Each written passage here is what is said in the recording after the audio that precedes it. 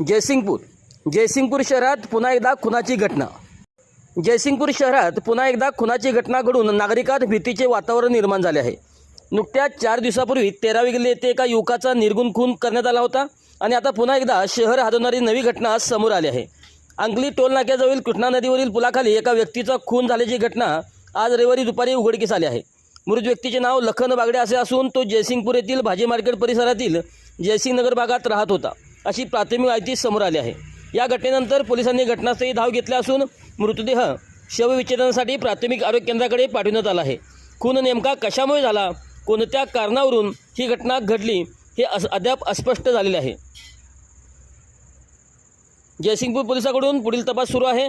अल्पावधीतच शहरात 2 खुनाच्या घटना घडल्याने नागरिकात मोठी खळबळ माजली असून कायदा सुव्यवस्थेवर प्रश्नचिन्ह उपस्थित झाले आहे।